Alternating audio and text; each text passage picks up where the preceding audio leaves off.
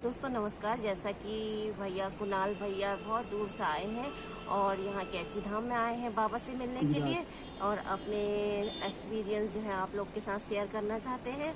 बाबा से मिले, क्या जीवन में परिवर्तन लगा, कैसा लगा बाबा से मिलकर। इन्होंने हनुमान चालीसा भी पढ़ी, हनुमान चालीसा पढ़कर कितनी एनर्जी मिली और क्या यहाँ से लेकर जा रहे हैं, तो ये सब आपके सामने बता रहे हैं भैया। तो चलिए शुरू करते हैं भैया के साथ। मेरी जिंदगी के रोल मॉडल है Steve Jobs, is my role model.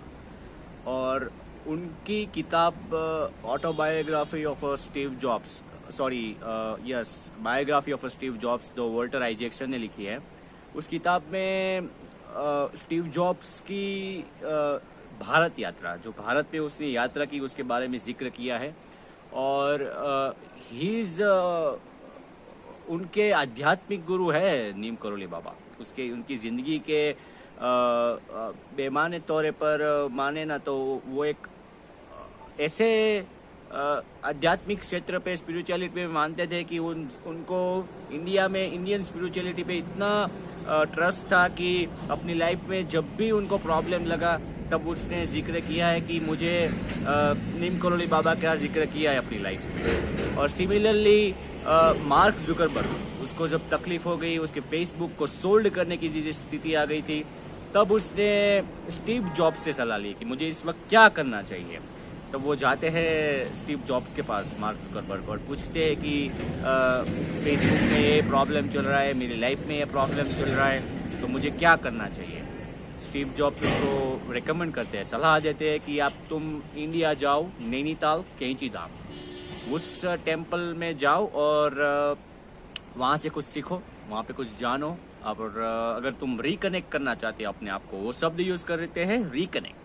Reconnect का मतलब है जो तुम वापस, जो पीछे तौर पर तुम गए थे, वो वहाँ से वापस शुरू करना, उसको शब्द बोलते हैं रिकनेक्ट।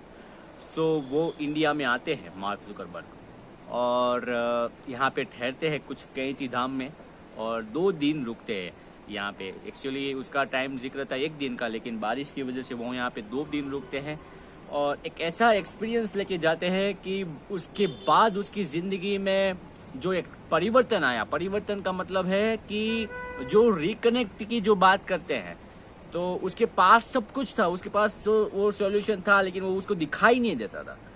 यहाँ पे आने के बाद उनका जो धुंधलापन था, जो वहाँ से जो दिखने की जो ताकत थी, वो बढ़ी।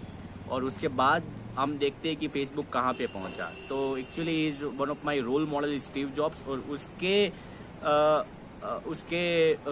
आध्यात्मिक गुरु है नीम करोली बाबा। और बस मैं यही कहना चाहता हूँ कि जब भी कुछ ऐसा लगे, अपने ईश्वर को याद करके कुछ स्मरण करना चाहिए। और यहाँ पे आने के बाद हम उस ताकत से जुड़ जाते हैं कि जो हमको कुछ नया करने के लिए प्रेरणा देती है, कुछ इंस्पायर करती है और हमको एनर्जी देती है। तो यहाँ पे आने के बाद हमको शांति का सबसे पहले मिलती है। हमको पीस ऑफ माइंड का जो लेवल है वो बढ़ जाता है।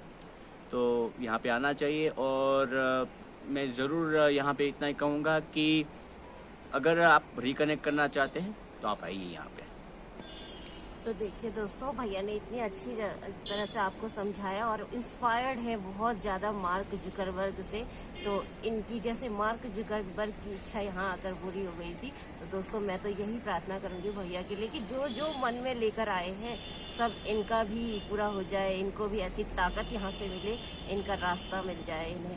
धन्यवाद दोस्तों, आप मिलते हैं आरती में। नमस्कार दोस्तों। 9 नवंबर का दिन, जैसा कि हमने आपको बताया, अनुभव जो है कुणाल जी का, उन्होंने हमारे साथ शेयर किया अपना अनुभव। और अभी हम आपको करा रहे हैं कैची धाम आरती के दर्शन।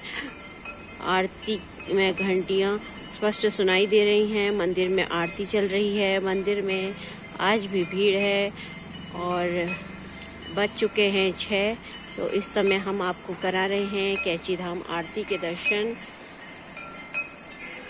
तो दोस्तों इस समय आरती का माहौल है मंदिर में, बहुत ही सुंदर लग रहा है और आप भी आइए, इस आरती में सम्मिलित हो जाइए, अपने आप को बाबा को समर्पित कर दीजिए। धन्यवाद दोस्तों, नमस्कार। कल फिर आपसे मुलाकात होगी आरती के समय। नमस्कार।